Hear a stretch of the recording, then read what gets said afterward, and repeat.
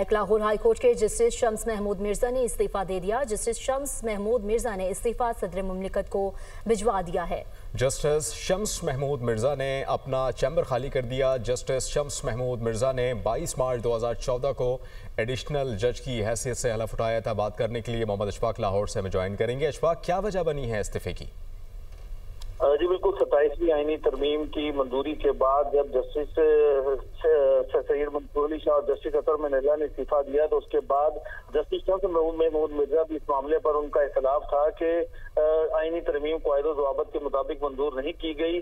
और उसके बाद जब लाहौर हाईकोर्ट के उन 10 जजेस जिनके यहाँ से दूसरे सूबों में ट्रांसफर होने थे उनमें जस्टिस शम्स महमूद मिर्जा का नाम भी सरे फहरिस्त था। तो आज लाहौर हाईकोर्ट के जस्टिस शम्स महमूद मिर्जा छुट्टी के रोज अपने चैम्बर में आए, अपना इस्तीफा तहरीर किया, सिग्नेचर किए और इस्तीफे की कॉपी सदर पाकिस्तान को अरसाल की। और फिर जस्टिस शम्स महमूद मिर्जा लाहौर हाईकोर्ट से बगैर प्रोटोकॉल अपनी प्राइवेट गाड़ी में रवाना हो गए। और इस हवाले से लाहौर हाईकोर्ट के जस्टिस शम्स महमूद मिर्जा की अगर बात की जाए तो वो लाहौर हाईकोर्ट की इंतजामी कमेटी का हिस्सा भी रहे और इस हवाले से मुतअद्दिद फैसले किए। जबकि जस्टिस शम्स महमूद मिर्जा 2014 में उन्होंने बतौर एडिशनल जज अपने ओहदे का हल्फ उठाया था और इनकी रिटायरमेंट की मुद्दत 2028 थी, जब इन्होंने मुद्दत मुलाजमत मुकम्मल होने के बाद ओहदे से रिटायर होना था। लेकिन मौजूदा हुकूमत की पॉलिसी से इख्तलाफ करते हुए उन्होंने अपने ओहदे से इस्तीफा दे दिया है और अब जस्टिस शम्स महमूद मिर्जा ने अपने इस्तीफे की कॉपी सदर पाकिस्तान को अरसाल कर दी है। ठीक है, जस्टिस शम्स महमूद मिर्जा ने इस्तीफा सदर मुमलिकत को इरसाल कर दिया। मोहम्मद अशफाक, आप हमें अपडेट कर रहे थे इस मामले पर, बहुत शुक्रिया। जस्टिस के आगा ने विफाकी आईनी अदालत के जज का हल्फ उठा लिया है। आईनी अदालत के सरबराह जस्टिस अमीनुद्दीन खान ने जस्टिस के आगा से हल्फ लिया। तकरीब में आईनी अदालत के जस्टिस आमिर फारूक, जस्टिस हसन अजहर रिजवी और जस्टिस अली बाकर नजवी की शिरकत हुई।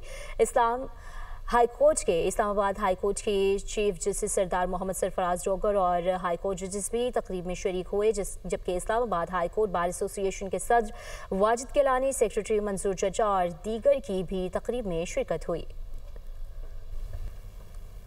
नाज़रीन, द इकोनॉमिस्ट ग्रुप के डिजिटल मैगजीन 1843 की बानी पीटीआई के बारे में जो रिपोर्ट शाये की गई है उसमें होशरुबा इंकशाफात हो रहे हैं। बानी पीटीआई इक़्तिदार के लिए सियासत के बजाय तो हम परस्ती का शिकार थे। बानी पीटीआई ने इक़्तिदार और ताकत के लिए पीरनी बुशरा बीबी से शादी की। बुशरा बीबी ने बानी पीटीआई को बताया कि अगर हम दोनों की शादी हो जाए तो आप वज़ीर आज़म बन जाएंगे। इसी पर मज़ीद बात करने के लिए बुशरा तस्कीन हमें ज्वाइन करेंगी, जो कि मुसन्निफ़ा हैं इस रिपोर्ट की। उन्हीं से ही मज़ीद बात कर लेते हैं। बुशरा, बड़े इंकशाफात आप कर रही हैं इस मुताल्लिक,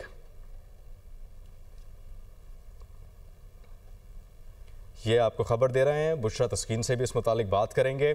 द इकोनॉमिस्ट ग्रुप के डिजिटल मैगजीन 1843 की बानी पीटीआई के बारे में रिपोर्ट में इंकशाफात हो रहे हैं, जो कि होशरुबा इंकशाफात हैं। बानी पीटीआई इक़्तिदार के लिए सियासत के बजाय तो हम परस्ती का शिकार थे।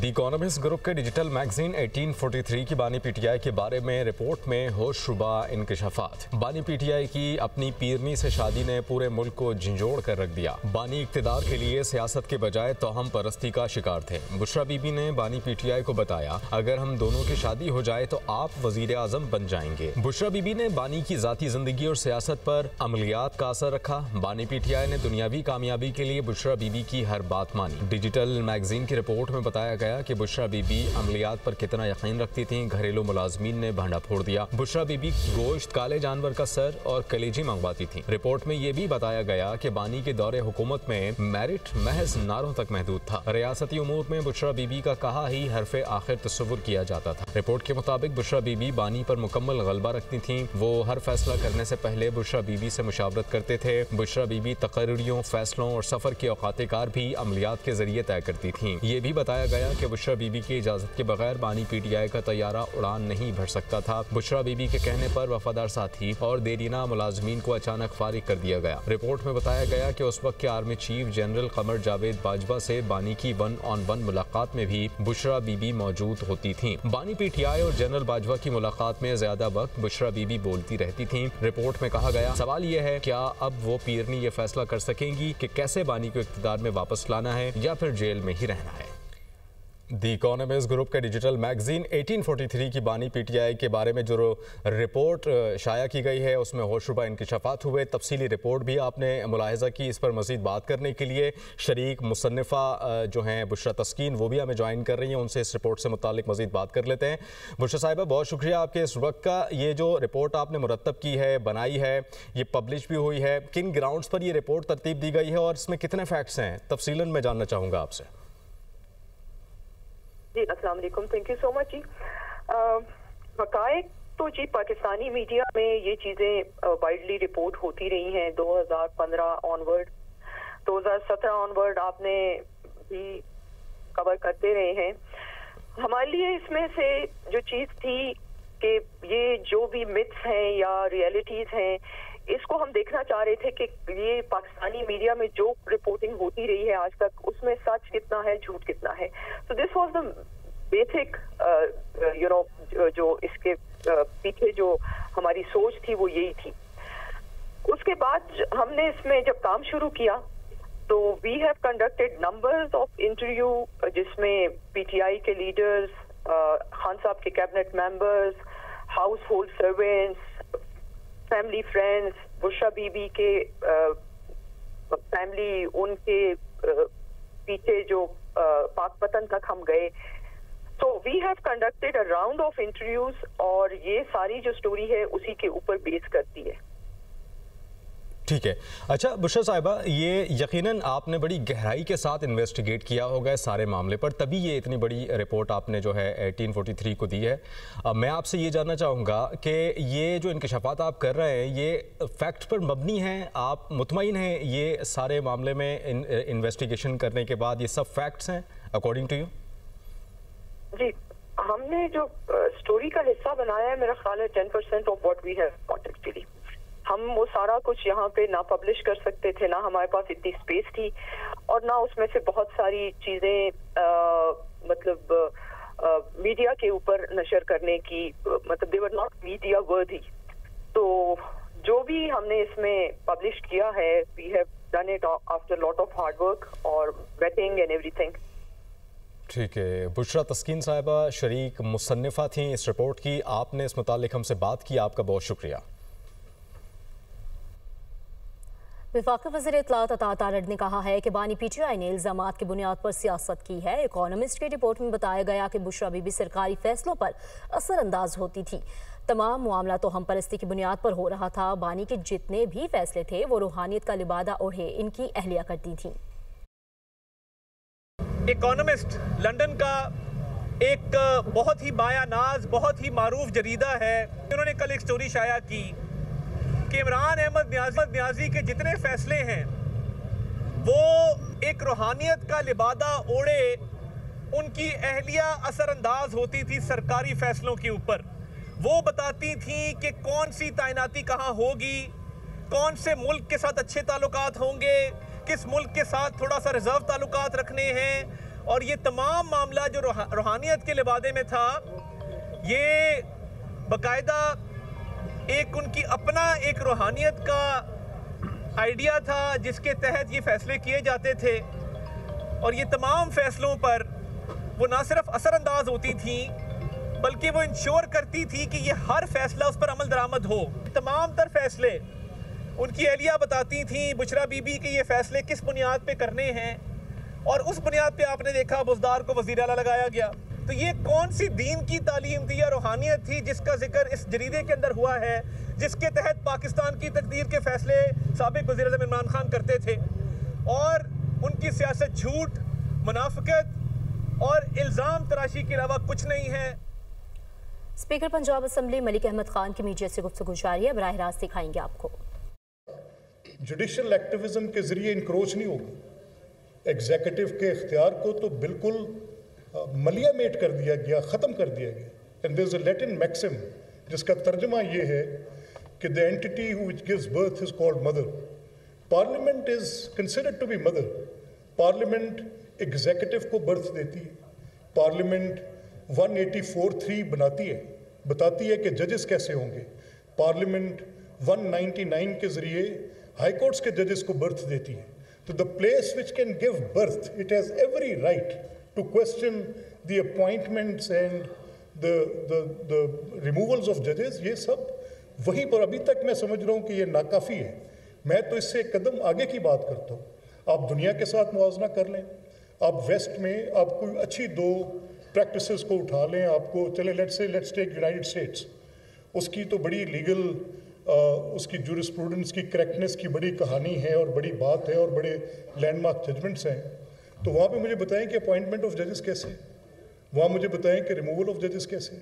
ये एक अजीब सी इन्होंने एक मंतक निकाली थी जिसका कोई सिर पैर नहीं था और बिल्कुल बेतुकी बात थी।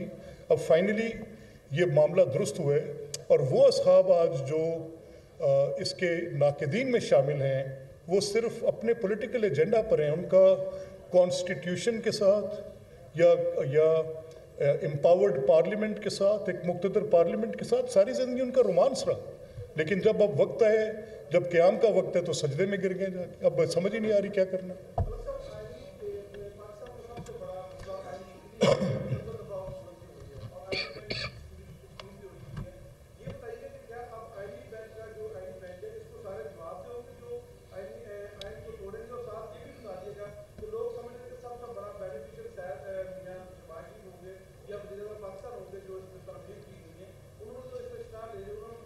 नहीं देखिए कामरान, मैं इस बहस में नहीं गया, मेरा ये मसला ही नहीं है। मे इट बी दैट 9 जजेस सिट हेयर, 8 जजेस सिट देयर, 2 जजेस सिट हेयर। मैं तो तंग आया हुआ शहरी हूँ, मैं तो आजिज़ आया हुआ शहरी हूँ। जिसका दिल करता है वो कान से पकड़ के इलेक्टेड लोगों को बाहर निकालता है। मैं कहता हूँ अपनी स्पाइन लाओ यार, खड़े हो जाओ, stand for it. It's an institutional question. मैं अपने आप को पेश करता हूँ फॉर रिप्रेजेंटेशन ऑफ पीपल, और अगर मेरे में इतना मैं दबाव नहीं सह सकता किसी एक बिल्कुल एक ऐसी तशरीह का जो कि हकाइक से बहुत बरअक्स है और जो किसी भी सूरत पे किसी तशरीह के तौर पे मानी नहीं जा सकती, जिसने पूरे बुनियादी ढांचे को वैसे ही हिला दिया था। अब ये बुनियादी ढांचा क्या है, इस पर बड़ी बहस है। मैं कल से बुनियादी ढांचा सुन के थक गया हूँ। बुनियादी ढांचा क्या है? मेरे नज़दीक बुनियादी ढांचा 3 बातों का है कि ये पार्लियामान है, ये एग्जीक्यूटिव है और ये जुडिशरी है। अब ये कहाँ से बुनियादी ढांचा है कि जुडिशरी की जो अपॉइंटमेंट है वो जजेस खुद ही करेंगे? ये कैसे हो सकता है? नहीं देखें, ये गुड टू सी यू की अदालत या कोई और देखना ये एक तवातर है, और मेरा ये मानना है कि हम बड़ी बात में उलझे हुए हैं। कौन किसी फ़र्द वाहिद का क्या किरदार था, किसी एक शख्स ने कैसे किरदार, उसको तारीख जांचेगी, बड़ा बेहतर अंदाज में जांचेगी। उन जजमेंट्स को जांचा जाएगा, उन लोगों के किरदार को जांचा जाएगा। लेकिन Pakistan has to move forward. ऐसे नहीं हो सकता कि होस्टेज हो जाए किसी एक की अना की खातिर या किसी एक जज साहब की हुई बात की खातिर। नो, ऐसे नहीं है। There are very honourable people, those who are जजेस, the ones those who are committed to their work, दिन रात अपना काम करते हैं, बड़े शानदार फैसले लिखते हैं, हमें अदालतों की बहुत तकरीम है। लेकिन जहाँ पर ये सियासी एजेंडे थे, उर्दन के बादशाह शाह अब्दुल्ला दोम आज पाकिस्तान पहुंचेंगे। शाह अब्दुल्ला दोम सदर मुमलिकत और वज़ीर आज़म से मुलाकात ही करेंगे। शाह अब्दुल्ला दोम की अस्करी क़यादत से भी मुलाकातें मुतवक्के। शाह अब्दुल्ला दोम वज़ीर आज़म शहबाज शरीफ की दावत पर पाकिस्तान का 2 रोज़ा दौरा कर रहे हैं। शाह अब्दुल्ला दोम को आला तरीन सिविल अवार्ड से भी नवाजा जाएगा। इस पर तफसीलात जान लेते हैं। ज़िशान यूसुफ से हमारे साथ मौजूद हैं। ज़िशान, बताइएगा कब तक पहुँचेंगे शाह अब्दुल्ला दोम और मज़ीद कितनी अहमियत का हामिल रहेगा ये दौरा? देखिए, जहाँ तक उनके पहुँचने की बात है वो आज ही पाकिस्तान पहुँचेंगे और ये दौरा इंतहाई अहमियत के हामिल दौरा है, क्योंकि एक ऐसे वक्त में जब मिडल ईस्ट के हालात जो है उस पर पूरी दुनिया ने नज़र रखी हुई है और शाह अब्दुल्ला जो जॉर्डन के बादशाह है वो आज पाकिस्तान पहुँचेंगे। और तर्जुमान दफ्तर खारजा ने बताया कि फ़लस्तीन के सूरत हाल पर भी जो है बातचीत की जाएगी, क्योंकि जॉर्डन जो है वो इसराइल के साथ बॉर्डर भी शेयर करता है। इसके अलावा एक और भी क्लैरिटी कल आई है कि जो इंटरनेशनल स्टेबलाइजेशन फोर्स जो बनाई जाएगी फ़लस्तीन भिजवाने के लिए, तो उस पर बातचीत की जाएगी या नहीं, इस पर सवाल किया गया तर्जुमान दफ्तर खारजा से। तो उन्होंने बताया कि जो फोर्स बनेगी उसका जो फैसला है वो पहले यूनाइटेड नेशन का जो सलामती काउंसिल है वो करेगा, उसके बाद पाकिस्तान के तमाम स्टेक होल्डर्स और पार्लियामान ये फैसला करेगी। तो ये तमाम तर क्लैरिटी आई है। ताहम जो शाह अब्दुल्ला दोम है वो आज पाकिस्तान पहुँचेंगे। वज़ीर आज़म शहबाज शरीफ की दावत पर वो दौरा कर रहे हैं और यहाँ पर जो लीडरशिप है, पॉलिटिकल लीडरशिप है, और बताया गया है ज़राए ने कि अस्करी लीडरशिप से भी मुतवक्के है उनकी मुलाकात है और उनको एक आला सिविल एजाज़ भी जो है वो दिया जाएगा। तो इंतहाई अहमियत का हामिल दौरा है और मिडिल ईस्ट की सूरत हाल पर जो है इसमें बातचीत की जाएगी। इसके अलावा दोनों ममालिक के जो दो तरफा ताल्लुकात है उस पर बातचीत की जाएगी और खित्ते की उमूर के साथ साथ जो है आलमी मंजरनामे पर भी एक नज़र जो है वो डाला जाएगा, मंजरनामे पर भी नज़र डाली जाएगी। बहुत अहमियत का दौरा है ये। बहुत शुक्रिया आपका ज़िशान यूसुफ से।